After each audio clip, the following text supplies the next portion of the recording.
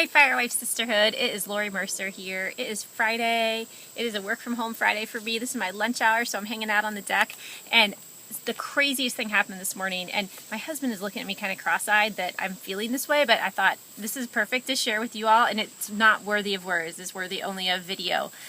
So this past week in the Firewife Sisterhood in our private community, we were talking a little bit about line of duty deaths, and knock on wood, praise God, there has not been a significant line of duty death, as in media enhanced, very dramatic kind of line of duty death, because let me tell you, there are line of duty deaths all the time, and they're just not getting the media attention maybe that Houston or West or Arizona did. So that's not what I'm saying at all. But we haven't had one of those like panic-inducing, fear-inducing, just all-encompassing sad situations for a few weeks now. Thank goodness.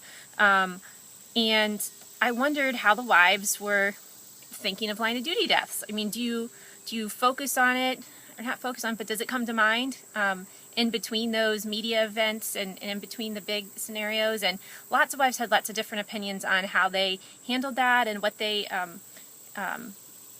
took away from it, and that yes, maybe they do feel a little more confident when it's a little further out of mind. So anyways, that was part of the topic. And also this week, working with some of the writers for firefighterwife.com, and we are putting the finishing touches on Fear, Worry, and Sleepless Nights, which is the first program coming out of our Firewife Academy. So all this fear and worry discussion, top of mind.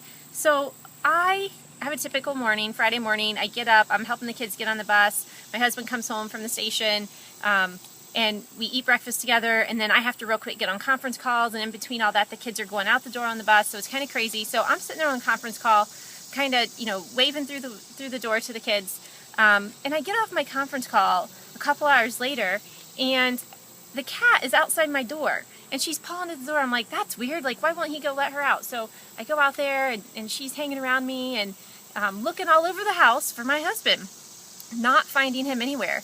And at first I'm like, oh, maybe he went down to the basement to nap. It's much cooler in the basement. It's a really hot day today. Go down to the basement, I don't see him.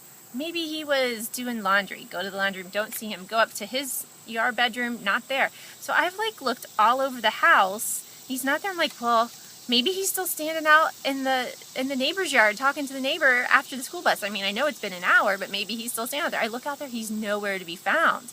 So, I know I'm not the only one who's been here, and I'm not one to get really riled up about this stuff, but the panic starts to increase, and these visions start going through my mind of what happened to him. Did something happen? Did he have to rush off to help somebody?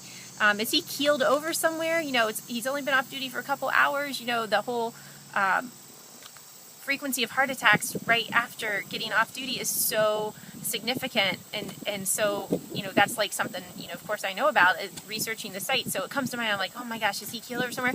I call his name multiple times, no answer. I scan the house again, no answer. I call his phone is there, his keys are there, the cars are there, his wallet's there. I'm like, where in the world is he?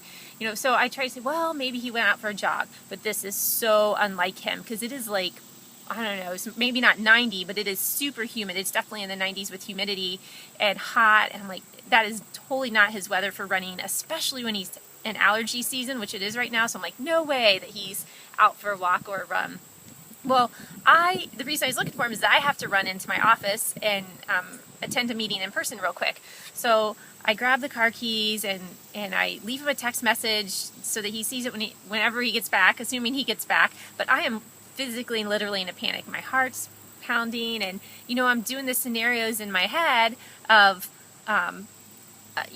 what if this is it? Those crazy things, right? I'm not the only woman that gets this way, and I'm a pretty stable woman, but this is just not normal. And by the way, he was not in any of the bathrooms. I checked all the bathrooms. So anyways, I'm driving, I get partially down the road, and a text message comes in. Thank goodness, which I did look at while I was driving, and it was from him, and he said he had been out on a run.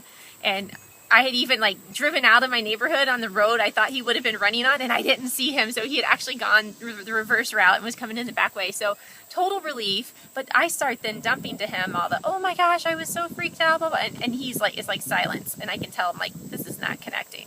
He's like, what is wrong with her? What's up with her? And I'm thinking, I always know where you are. And that's just how we are. And how could you be somewhere without all your stuff?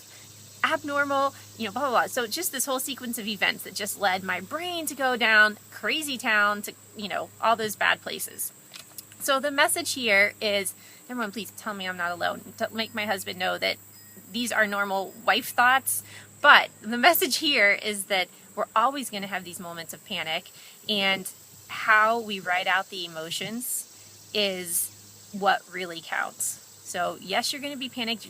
That's life. There's ups and downs and roller coasters, but how we write out the moments is what really counts. So I'm over my panic attack. I'm laughing at myself now. I'm still trying to explain to him what's going on and why I felt that way. And he's still kind of looking at me like, whatever. But that's the message. So keep those emotions under control. Cannot wait to share with you guys the Firewife Academy, first program on fear, worry, and sleepless nights. And we will talk to you all soon. Have a great weekend.